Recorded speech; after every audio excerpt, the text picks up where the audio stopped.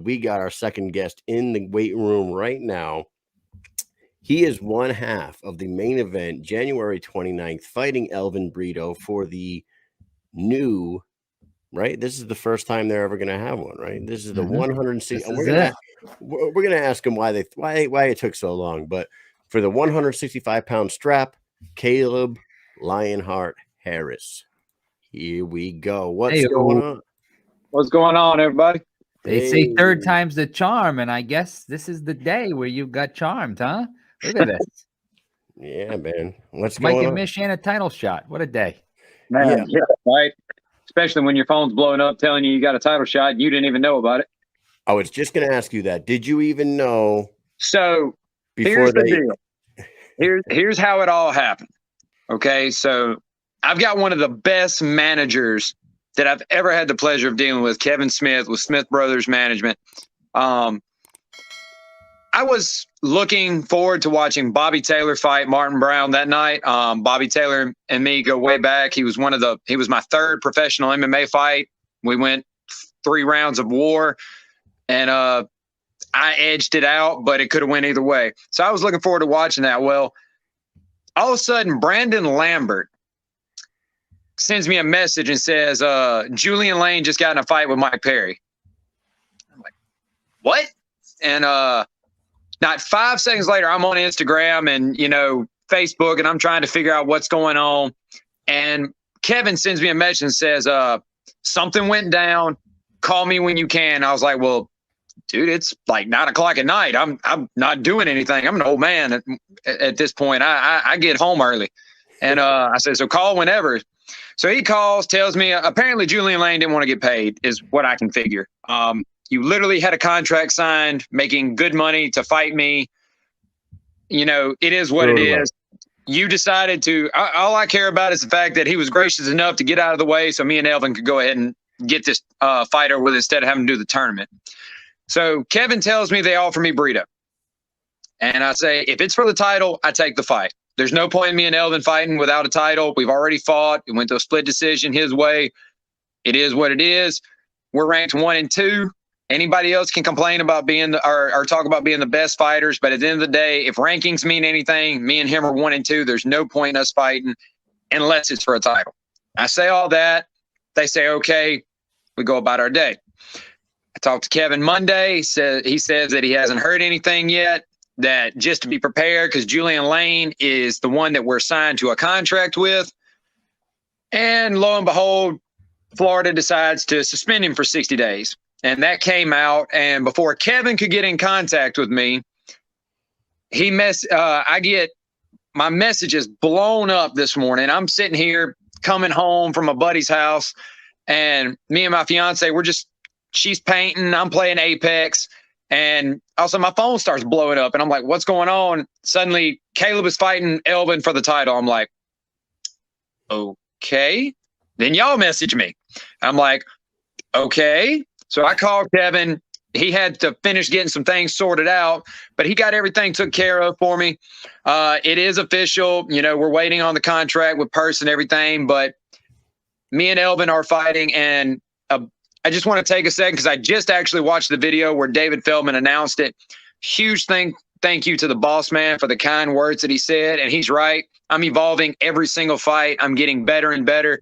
I'm owning this sport. So at the end of the day, as far as what anybody else feels about how good they are at the 165-pound division, great. I want people to keep thinking that they're the best, because as long as somebody else doesn't believe I'm the best, that means I got to keep training harder, and I got to keep pushing harder.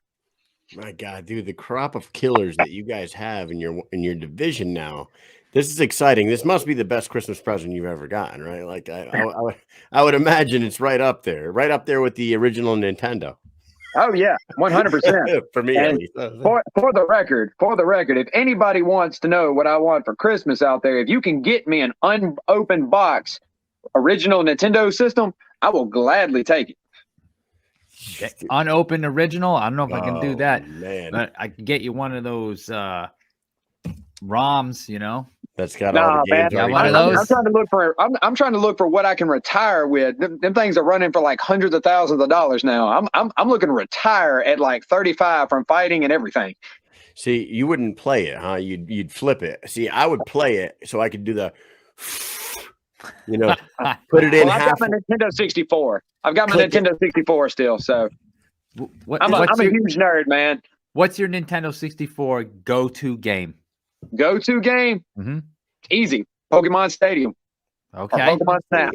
All right. It didn't go with the 007? the GoldenEye, the fucking GoldenEye. I played GoldenEye, but man,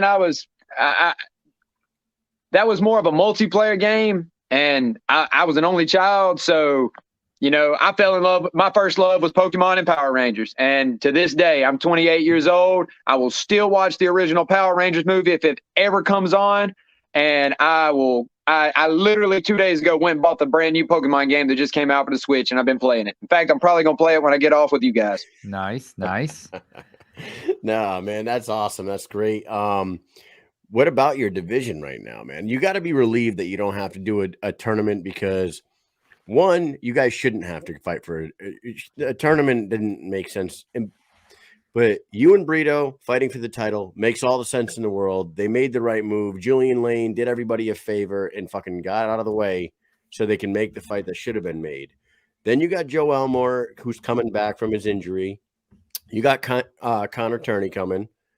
You got this new crop of fighters: Ryan Riley, Truck and Carson, Jordan Nash, Josh Sykes. We just had this conversation with Joe. You got to be really excited about your division right now, right? Oh, I am, man. Anytime I see somebody fighting in my weight class, I'm excited. I'm a fighter at heart. My dream has always been to be a world champion. And I'm a trailblazer. I want to be first. I want to be the first guy out there. I wasn't able to be one of the first guys, but I'm one of the OGs in bare knuckle at this point. I got on at BKFC 5 with Harris Stevenson. I've been there since BKFC 2, where I watched both 2 and 3 in Biloxi. With the division, you're right, man. It's stacked. It's becoming stacked. A lot of people want to say there's not a lot of fighters, but what we don't have at 165 as far as quantity, we make up for with quality. Like Joe Elmore, one of the best in the business at 165. Connor Tierney over there in the UK, he's great. We're gonna see how he plays with us American boys. He's called me out a couple times on Instagram, so it's gonna be good to see him in my hometown and talk to him and stuff. I ain't got no beef with nobody. I understand. We got to sell these fights. That's how we make our money. If it was my opinion, it's like I told you last time. Me and Elvin should have went ahead and fought for the title. And once I won, Joe Elmore should have been lined up to fight the winner. So, at this point, Julian Lane, like you said, did us all a favor. He got out of the way, and I don't know what the issue was with Elvin's opponent. I had heard talks of different people, but, it is what it is. I didn't actually know until tonight that Joe or Connor were going to be on this card. But I'm excited for it, man, and I'm excited for Jackson. I am proud to say that I brought BKFC to Jackson. I text David Feldman and Nate. Actually, I text David personally and was like, what do I got to do to get you to come to Jackson? You put me and Elvin fighting for the title, and I will sell out the show. And so far, I've sold, I don't know, $11,000 worth of tickets.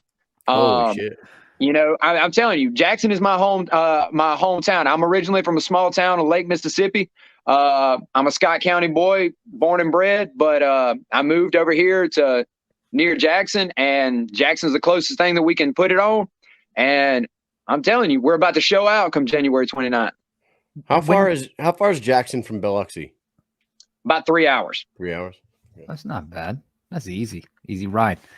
I was going to ask you, obviously it's great you get to fight in Jackson, but what are the differences that you see? Like if you go and you fight somewhere else, you go to another state, it's like you're over there, you're doing your own thing, but now you probably have all sorts of people. Do you feel like there's family, friends, local businesses, or anybody that just taking up more time? You feel like you have more to do now because you're in your hometown, like distraction wise, you know what I mean? Like, is it harder, or is it just like, hey, whatever, I'm loving every second of this? Not really. So because I've been in this sport for a while, people don't realize, because I'm just 28. I know I talk like about being old, but I'm 28 years old, but I've been fighting for 10 years. I am not a young man in this sport. I've been around. I've sold the tickets. I've done I had 14 amateur fights before I ever even went pro. I'm kind of the one that at this point in the game, I'm like, whether it's family and friends or teammates, I'm like, I'm selling tickets. If you want one, buy one. Don't tell me to hold. Don't tell me to do anything else. Buy one, put money in my hand. I'll write you down. When the tickets come in, I give them to you. It is nice being close by so that if an incident occurs to where, tickets don't come in like last time till like 8 days out from the fight, that I can give them to my fiance or I can give them to my dad and say, hey, I got to go run. I got to go train. Go take these to so-and-so, and they know where to go. I'm not having to worry about people coming in.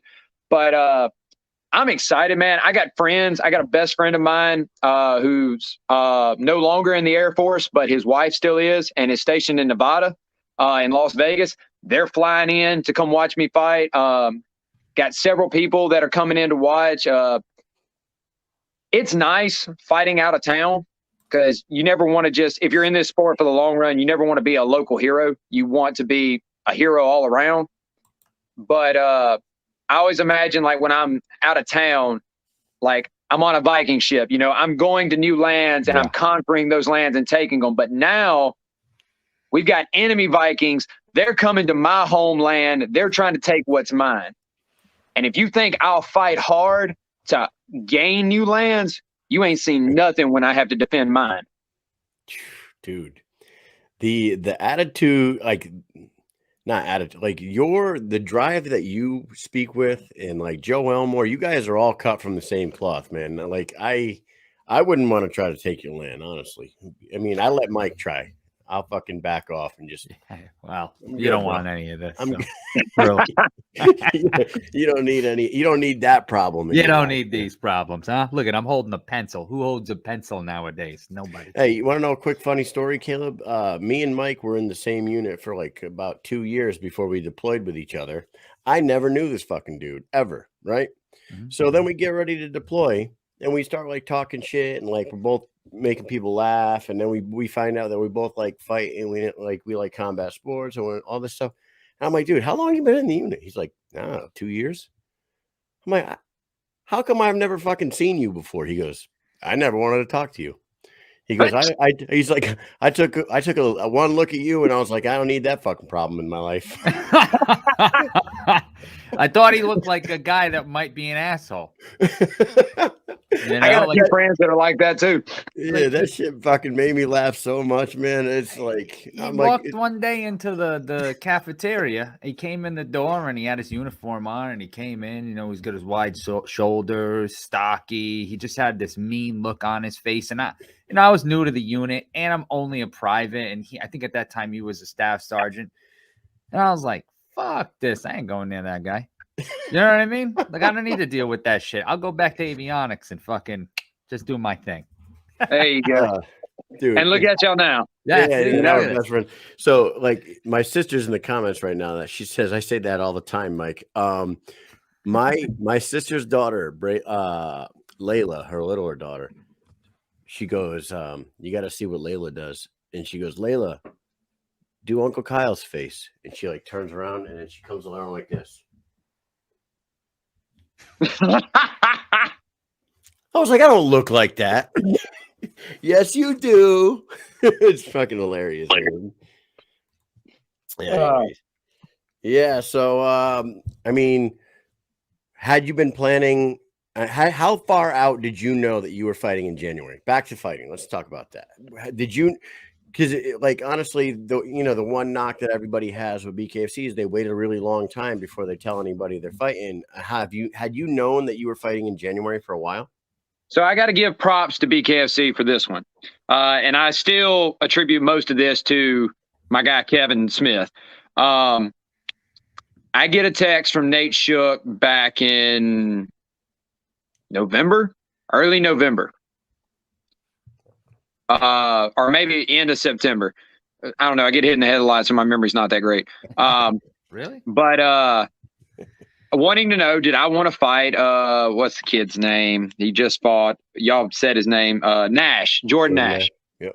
I was supposed to fight him. But at the time, I had some things come up, and I basically told Kevin and what they told me was, I was like, why am I fighting this guy? Like, why am I fighting an unranked guy that? And no offense to Jordan, in my opinion, him and Noah Cutter. Jordan won that fight. Noah Cutter got a good cut, and that's how he won that. But that's neither here nor there. Basically, I couldn't take the fight, and I was like, why are they even offering me this? Why are they not offering me Elvin? Why are they not offering me, this Connor dude? Why am I having to fight an unranked guy instead of getting this freaking tournament on the road? And basically, Nate remembered that I said I wanted to stay active. And that was a big problem that I had last year, was that it was 6 months between my first fight of the year against Noah, and my fight against whoever it was, the guy I fought last time. But so they were just trying to keep me active, which I like. I love that. But Derek like Kimberly. I said, I had issues during that time that weren't going to allow me to put in the time I needed, because I don't care who I'm fighting. I'm not going to take a fight lightly.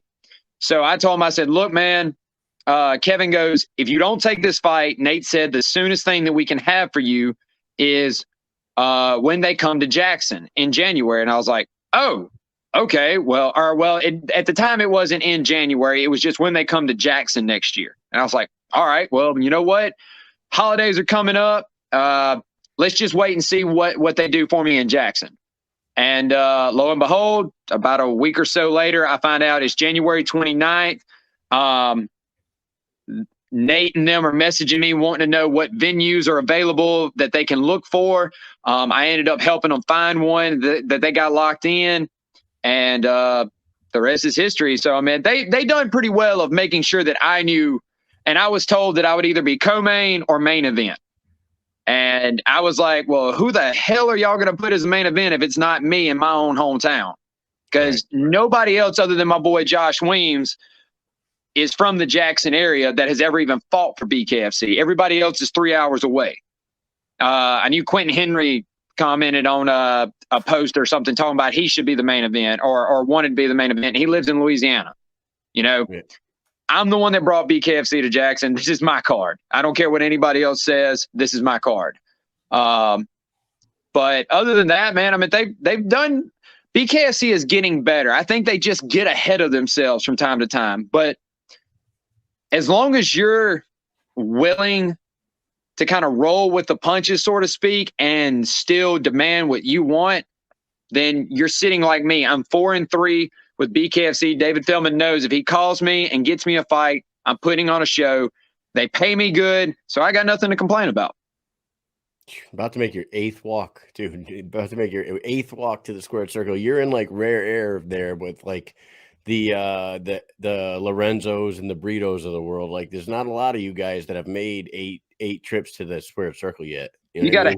You'd have to talk to my coach, one of my coach, or both my coaches, Johnny and Dustin, but especially my best friend Dustin. It was way more when I was fighting MMA, because I mean, we had local promotions putting on shows every other month. It seemed like at one point I never came out of fight camp. Like at one point, my buddy Dustin was working like 3 jobs, trying to put his wife through nursing school, and was like, dude, you got to take some time off. Like I don't have the time to help you get ready anymore. Like, and I was like, you know what? Like, I think at one point I was in fight camp for 26 weeks straight. And when I'm saying fight camp, I'm not meaning I'm just doing rounds and that's it. I'm talking about I'm teaching classes, then I'm doing a kickboxing class, doing a jiu-jitsu class, and then I'm spending an hour doing rounds with all professional fighters for 26 weeks straight. And you're still holding a job at the same time, or? And at the time, I was holding on to a job. No way. Yeah, that shit's crazy, man. Yes, it is. Absolutely nuts. Well, you know what, man? We were so happy to hear the news today. BKFC dropped that little gift for you. Oh, that was great. You know what's funny and interesting enough. Mike Perry got a 60-day suspension I wonder if that 60-day suspension is up right around, like, maybe say the 16th or 17th of Well, February. yeah. So he's Well, available for the February 18th. what day did it happen? Knuckle Mania 2 is, I think, February 18th, right? Yes, it is February 18th. Man, I wouldn't be surprised. I wouldn't be surprised. I mean, at this point in the game, there's no point complaining about UFC's, ex-UFC fighters. And I mean, as far as I'm concerned, Mike Perry's done nothing, wrong. I mean, he left from one of the top promotions of fighting in the world, chose to come to BKFC. They're helping him by letting him commentate, stuff like that. He's bringing a lot of clout, and people are just trying to jump on his coattails. And so, like I said, I'm glad he came, because now Julian decided to go pick a fight with him. Yep. And just kind of pave the way for me to go ahead and get this title fight out of the way. It's fucking awesome, man. Yeah. Well, you know what? You gotta be on cloud 9 right now. Looking really forward to this fight with Brito. Everybody's looking for a second fight with Brito with you. It's the one that makes sense. It's the one everyone wants to see. We're gonna do a speed round with you, and then let you get up out of here, because I know you gotta go to bed. I know you gotta go to bed early, you old man. Right? Yeah, I gotta be up at 5 o'clock in the morning to go teach a 6 a.m. class. Right. I know you do a lot of work for suicide prevention too. So what we're gonna do is throw the number up there like we did last time. We'll throw the number there at the bottom. Everybody, somebody that needs help. You never know who. You never really know, dude. Honestly, in the military, we deal with it all the time. Mm-hmm. Right. Numbers at the bottom, websites at the bottom, and I also threw in the website that that Lorenzo works with a lot. Where is it? What the hell is it? The to stop veteran suicide, whatever. I can't remember what the hell it's called. I'm an asshole, but it's like it's for veteran suicide. You're such an asshole. Yeah, whatever. God, speed round with the Lionheart, one half of the main event, about to be a motherfucking champion. Here we go. Speed round number 1. What's your favorite Christmas movie? How the Grinch Stole Christmas, the Jim Carrey version. Ooh, yeah, okay, all right. That's an unusual one. Number 2. Hey, just to go back to that, National Alliance to End Veteran Suicide. That's what it is. Number 2, how soon after Christmas does your family start taking down the Christmas decorations? So if I don't go do it, it never also, gets to. for the record, Christmas lights in the house. But if I don't do it, then my family used to be the generic, like, old down south house that kept Christmas lights hanging from the trailer all year round until Halloween, and then the lights turned orange and purple. Oh, dude, that's awesome. We have a house one neighborhood over from me. I swear to God, you remember those really big color bulbs? Like the big ones? They have those on their house year round. And I swear they have had. I've only been in this house for 8 years. Surprised there hasn't been any house fires over there. Exactly. I've only been in this house heat up since 2013. Since 2013, they have never taken those lights down. I'm willing to bet that those lights have been on that house since those lights were around. You think that dude's like trying to, like, he's online, like trying to order them? They're like, it's a set of lights from like the 1970s, and he's like, I need this special bulb because it goes out. The whole thing goes out. It's not like the new ones, Yeah, maybe. What a pain in the ass that must be.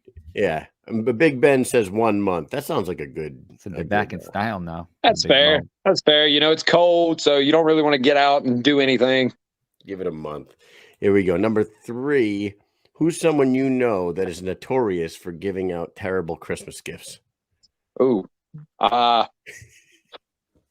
This should have been after Christmas. Yeah.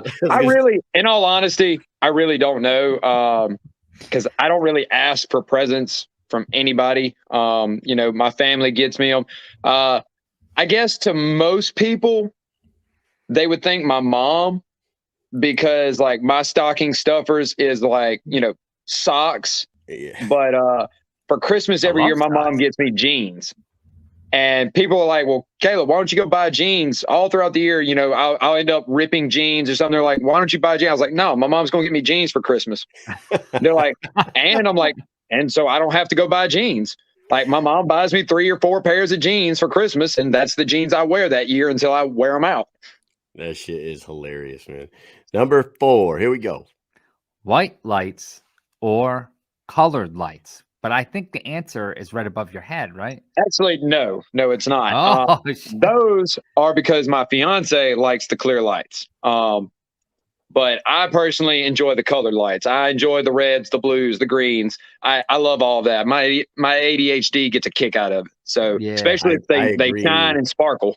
I agree wholeheartedly, man. There's got to be a lot of colors. A lot of colors. We do both. We have like 2 themes. We have the white with the blue and the gray down here, but upstairs it's the traditional like green, There you red, go. and white with the colored lights. I love everything. Whatever. Throw them all over the place. I love the houses that just have like 8 billion different types of lights and decorations outside. Nothing matches at all, but it's so gaudy, but you love it when you drive by. Exactly, you're like, man. oh, Exactly. even as a 38-year-old, I'm like driving down the road going, oh, I love that house. Like every time I drive by this house on the way home, I'm like, I love this house so much. Stunad. I'm like a kid driving home. That's awesome, man. And the last one we got for you here. What's the best Christmas song, according to you?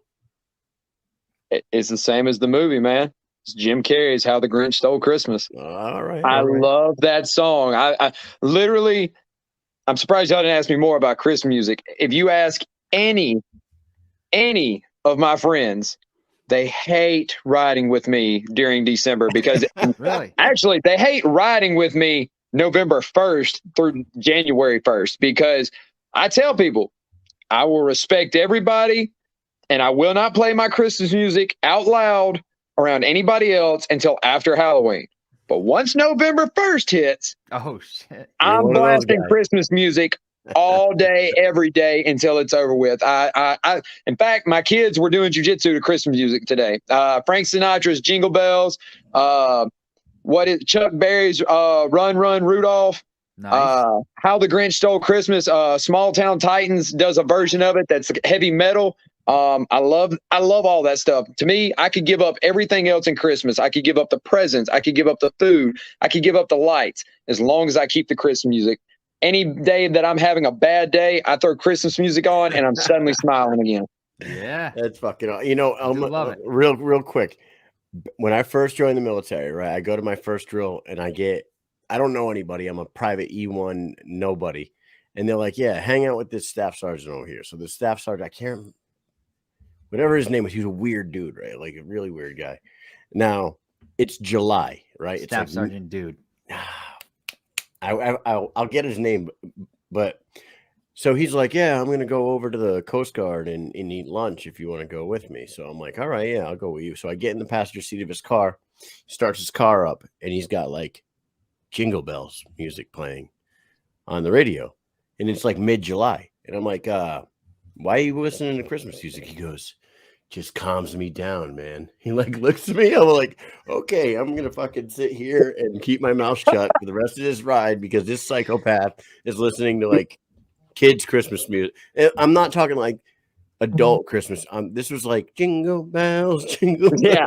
I was like, what the fuck is going on here, dude? Hey, whatever Rudolph keeps Red-Nosed him from Reindeer going with the postal. ad-libs. Yeah, it was funny as hell, man. I can't remember Matt Atwater, dude. That's his name. Anyways, all right, man. Well, fucking awesome interview talking to you. Always a good time. Always fun.